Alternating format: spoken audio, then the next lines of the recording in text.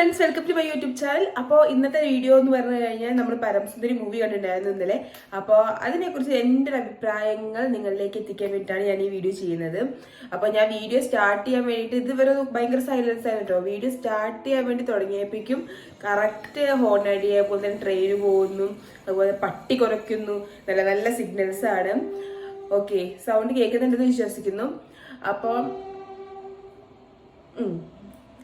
Okay, so അല്ലെങ്കിൽ നമ്മൾ എന്തെങ്കിലും കാര്യം ചെയ്യാൻ നിൽക്കുമ്പോൾ ഇങ്ങനെയാണല്ലോ. അപ്പൊ പരമസുന്ദരി എന്ന് പറഞ്ഞു കഴിഞ്ഞാല് എന്താണ് അവർ ഉദ്ദേശിച്ചിരിക്കുന്നത്? അവരവരുടെ മാക്സിമം ട്രൈ ചെയ്തിട്ടുണ്ട്. കാരണം എവിടെ മിസ്സാവരുതെന്ന് വിചാരിച്ചിട്ട് അനാവശ്യമായിട്ട് കുറേ കാര്യങ്ങൾ കുത്തി കുത്തി കയറ്റിയിട്ടുണ്ട്. കേരളം പിന്നെ വളരെ ഭംഗിയുള്ള ഒരു സ്ഥലമായ കാരണം Siddharth Malhotra also good looking, അതുപോലെ തന്നെ ജാൻവി കപൂറും നല്ല ഭംഗിയുണ്ട്.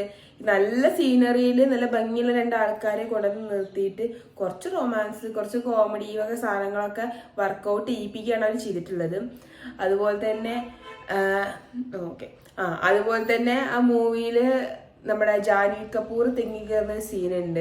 സോ ഇതൊക്കെ നോർത്തിലെ ആൾക്കാരൊക്കെ, പുറമുള്ള ആൾക്കാർ കണ്ടു കഴിഞ്ഞാൽ വിചാരിക്കും നമ്മുടെ കേരളത്തിലെ ഗേൾസ് അല്ലെങ്കിൽ സ്ത്രീകൾ എല്ലാവരും എപ്പോൾ നോക്കിയാലും തെങ്ങിന്റെ വേലയാണെന്ന്. ഞാൻ എൻ്റെ റിയൽ ലൈഫിൽ, ഞാൻ കേരളത്തിൽ ജനിച്ചു വളർന്നതാണ്, ഇതുവരെ തെങ്ങി കയറിയ ഒരു സ്ത്രീയെ ഞാൻ കണ്ടിട്ടില്ല. ഞാനാണ് പിന്നെ എപ്പോഴെങ്കിലും ഒക്കെ ചെറിയ കുട്ടിയാകുമ്പോൾ തെങ്ങിന്റെ പകുതി വരെ അല്ലെങ്കിൽ കുറച്ച് വരെ ഞാൻ കയറി, അത് കുട്ടിയായിട്ടുള്ള തെങ്ങും. അപ്പൊ ഞാൻ ഇതുവരെ എൻ്റെ ലൈഫിൽ തെങ്ങി കയറുന്ന ഒരാളെ, ഒരു ലേഡീനെ ഞാൻ ഇതുവരെ കണ്ടിട്ടില്ല.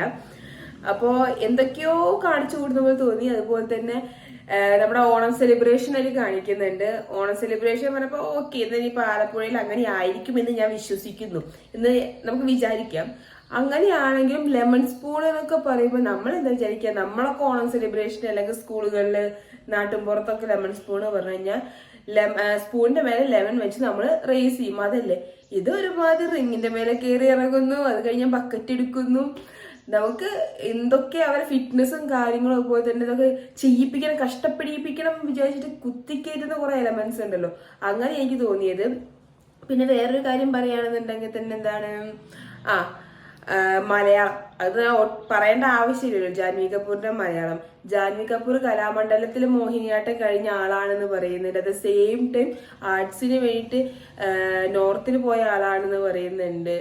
എല്ലാം പറയുന്നത് അതിന് വേണ്ടി മാത്രമാണ് ആൾ നോർത്തിൽ പോയി എന്ന് പറയുന്നത്. പക്ഷെ അത് സെയിം ടൈം സംസാരം കേട്ട് കഴിഞ്ഞാൽ ഒരു ജനിച്ച് വളർന്ന് വേറൊരു കൺട്രിയിൽ അല്ലെങ്കിൽ വേറൊരു പ്ലേസിൽ ജനിച്ച് വളർന്നിട്ട് ഓൾ ഓഫ് ഈ സഡൻ ഇവിടേക്ക് വന്ന ഒരാളെ പോലെയാണ് സംസാരിക്കുന്നത്. Okay, it's fine. അപ്പൊ എനിക്ക് മൂവിയുടെ കാര്യം പറഞ്ഞാൽ റോംകോം മൂവീസ് ഇഷ്ടപ്പെടുന്നവർക്ക് കുറച്ചു നേരം കണ്ടിരിക്കാൻ പറ്റുന്ന, അല്ലെങ്കിൽ അങ്ങനത്തെ ഇതാണ്. ഇതിലൊരു നമുക്ക് ജസ്റ്റിഫൈ ചെയ്യാൻ പറ്റുന്ന ഒരു ഇമോഷനോ അല്ലെങ്കിൽ ആ ഒരു ഇത് കാരണം, അത്രയും സ്ട്രോങ് ആയുള്ള ഒരു സ്നേഹം കാരണം, ലവ് കാരണമാണ്, അല്ലെങ്കിൽ അത്രയും സ്ട്രോങ് ആയുള്ള ഒരു ഫാമിലി ബാക്ക്ഗ്രൗണ്ട്, ഫാമിലി റിലേഷൻഷിപ്പ്, അങ്ങനെ ഒരു ഇമോഷൻ എനിക്കൊരു സ്ട്രെങ്ത് ഇല്ലാത്ത പോലെയാണ് തോന്നിയത്. ഓക്കെ, എനിക്ക് ഇമോഷൻ ഉണ്ടെന്ന് പറയുന്നു. ഓക്കെ, മറ്റേ ആളെ വിശ്വസിക്കുന്നു. അങ്ങനെയാണ് പോകുന്നത്, എന്തൊക്കെയോ ചെയ്തു പോകുന്നു. ഓക്കെ, നല്ല സ്ക്രീൻ, അതുപോലെ തന്നെ നല്ല ഭംഗിയുള്ള സ്ഥലങ്ങൾ, ഭംഗിയുള്ള സോങ്സ്, കേൾക്കാൻ രസമുള്ള സോങ്സ്, ഭംഗിയുള്ള ഡ്രസ്സുകൾ, അതുപോലെ തന്നെ ഭംഗിയുള്ള ആക്ടേഴ്സ്, അവരൊക്കെ നിന്നിട്ട് അവരുടെ ഭംഗി കാരണം നമുക്ക് വേണമെങ്കിൽ കണ്ടിരിക്കാം. അങ്ങനത്തെ ഒരു മൂവിയാണ്. സോ ഇത് എൻ്റെ ഒരു സിൻസിയർ ആയിട്ടുള്ള റിവ്യൂ ആണ്. പിന്നെ അതുപോലെ തന്നെ നമ്മുടെ മോഹൻലാലിനെ പോർട്രേറ്റ് ചെയ്തത് ഞാൻ പറയേണ്ട ആവശ്യമില്ലല്ലോ. നമ്മളിപ്പോൾ ഒരുപാട് മൂവീസ് നമ്മൾ കണ്ടിട്ടുണ്ട്. നമ്മുടെ മല്ലു സിംഗ്, മല്ലു സിംഗ് മൂവി എന്നൊക്കെ പറഞ്ഞു കഴിഞ്ഞാൽ അതുപോലെ തന്നെ അതിൽ നമ്മൾ ഫുള്ളി നമ്മൾ തന്നെയാണ് എല്ലാവരും. അതിൽ നോർത്ത് ഇന്ത്യൻ പീപ്പിൾസ് ആണെങ്കിലും സൗത്ത് ഇന്ത്യൻ പീപ്പിൾസ് എന്ന് പറഞ്ഞാലും ഒക്കെ നമ്മൾ തന്നെയാണ്, നമ്മൾ മല്ലൂസ് തന്നെയാണ്. പക്ഷെ അത് അത്യാവശ്യം കുഴപ്പമില്ലാതെ പോർട്രേറ്റ് ചെയ്തിട്ടുണ്ട്. അതുപോലെ തന്നെ ഗോദ മൂവി, നമ്മുടെ തമിഴിലൊരു മൂവി എന്നൊക്കെ പറയുകയാണെന്നുണ്ടെങ്കിൽ നമ്മുടെ M Kumaran son of Mahalakshmi, ഈ മൂവി എന്നൊക്കെ പറഞ്ഞു കഴിഞ്ഞാൽ വളരെ നന്നായിട്ട് സൗത്തിനെയും നോർത്തിനെയും മലയാളത്തിനെയും എല്ലാം പോർട്രേറ്റ് ചെയ്യുന്ന മൂവീസാണ്. സോ നിങ്ങൾക്ക് അങ്ങനെ ചെയ്യാൻ പറ്റുന്നുണ്ടെന്നുണ്ടെങ്കിൽ ഡു ഇറ്റ്. അതർവൈസ് നിങ്ങൾക്ക് ചെയ്യാൻ പറ്റുന്നില്ല എന്നുണ്ടെങ്കിൽ ഇപ്പോൾ ജാൻവി കപൂറിന്റെ ഡയലോഗ്സ് അതുപോലെ തന്നെ മലയാളമൊക്കെ ഭയങ്കര പാത്തറ്റിക് ആണെന്നൊക്കെ പറയുന്നുണ്ട്. സോ ആ ഒരു സിറ്റുവേഷനിൽ നമുക്ക് ഡബിങ് ആർട്സിനെ ചൂസ് ചെയ്യുന്നത് ബെറ്റർ ആയിരിക്കും. എന്തിനാണ് ഇങ്ങനെ പറ്റാത്ത പണിക്ക് നിൽക്കുന്നത് എന്ന് എനിക്ക് ചോദിക്കാനുള്ളത്. നെക്സ്റ്റ് പറഞ്ഞു കഴിഞ്ഞാൽ മലയാളികൾ ഇല്ല എന്നാണ് ഞാൻ സിനിമ കാണുന്നവർ വിചാരിച്ചത്. പക്ഷെ മലയാളികളുടെ പ്രസൻസ് ആ മൂവിയിലുണ്ട്. നമ്മുടെ രഞ്ജി പണിക്കരാണെങ്കിലും അതുപോലെ തന്നെ വേറെ മറ്റേ അമ്പിളി സിനിമയിലത്തെ ആക്ട്രസ് ഉണ്ട്, അതുപോലെ വേറെ 1-2 മലയാളികൾ കൂടെ ഉണ്ട്. പിന്നെ അതുപോലെ എനിക്ക് ഈ മൂവി കണ്ടപ്പോൾ തോന്നിയ കാര്യം നമ്മുടെ മലയാളി പ്രസൻസ് നന്നായിട്ടുള്ള ഒരു മൂവിയാണ്. ഒരു 3-4-5 ആക്ടേഴ്സ് മലയാളീസ് ഉണ്ട്, അതുപോലെ ഒരുപാട് പേരുണ്ട് മലയാളീസ്.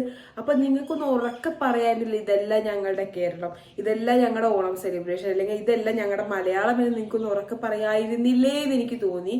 സോ ഇത്രയും സീനിയർ ആയിട്ടുള്ള ആക്ടേഴ്സ് ഉണ്ട്, അതുപോലെ തന്നെ സീനിയോറിറ്റി ഒന്നും അതിന്റെ ആവശ്യമില്ല. നമ്മൾ മലയാളികൾക്ക് കോമൺ സെൻസ് യൂസ് ചെയ്ത് കാണുമ്പോഴും കേൾക്കുമ്പോഴും മനസ്സിലാവുന്ന കുറെ കാര്യങ്ങൾ നിങ്ങൾക്കൊന്ന് പറഞ്ഞ് തിരുത്തായിരുന്നില്ലേ എന്ന് എനിക്ക് തോന്നി. സോ നമുക്കതിനുള്ള സ്കോപ്പ് അവർക്ക് ഉണ്ടോ ഇല്ലെന്ന് നമുക്കറിയില്ലല്ലോ.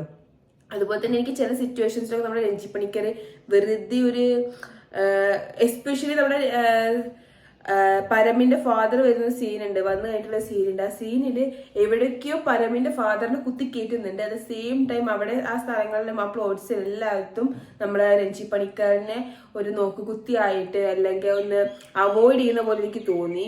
സോ അങ്ങനെ കുറച്ച് കാര്യങ്ങൾ എനിക്ക് ശരിയായില്ല എന്ന് തോന്നിയിട്ടുണ്ട്. എസ്പെഷ്യലി ഈ ഒരു മൂവി എന്ന് പറഞ്ഞു കഴിഞ്ഞാൽ നമുക്ക് ബോറടിക്കാതെ, അല്ലെങ്കിൽ വല്ലാതെ മൂവികളെ കുറിച്ച് വലിയൊരു ഐഡിയ ഇല്ലാത്ത ഒരാള്, അല്ലെങ്കിൽ മൂവികളെ കുറിച്ച് അനലൈസ് ചെയ്യാത്ത ഒരാള് ജസ്റ്റ് നമുക്കൊരു 2 മണിക്കൂർ 2.5 മണിക്കൂർ ഇരുന്ന് ജസ്റ്റ് ഒരു സന്തോഷത്തോടെ കണ്ടിറങ്ങാവുന്ന മൂവിയാണ്. കൂടുതൽ അതിനെക്കുറിച്ച് ലോജിക്കുകളോ കാര്യങ്ങളോ ഒന്നും അന്വേഷിക്കാൻ പോകരുത്. ജസ്റ്റ് കാണുക, സീനറീസിന്റെ ഭംഗി, ആക്ടേഴ്സിന്റെ ഭംഗി, പാട്ടിന്റെ ഭംഗി, അങ്ങനെയുള്ള കാര്യങ്ങൾ മാത്രം എൻജോയ് ചെയ്ത് പുറത്തേക്ക് ഇറങ്ങുക. അങ്ങനെയുള്ളവർക്ക് മാത്രം പറ്റുന്നൊരു മൂവിയാണിത്. സോ നിങ്ങൾക്ക് താല്പര്യം, റിവ്യൂ എല്ലാം കേട്ടതിന് ശേഷം നിങ്ങൾക്ക് താല്പര്യം ഉണ്ടെന്നുണ്ടെങ്കിൽ പോയി കാണുക ആൻഡ് കമന്റ് ചെയ്യുക. നിങ്ങളുടെ അഭിപ്രായം എന്താണ്? ഈ സെയിം ഒപ്പീനിയൻ തന്നെയാണെന്നുണ്ടെങ്കിൽ ഒന്ന് കമന്റ് ചെയ്യുക.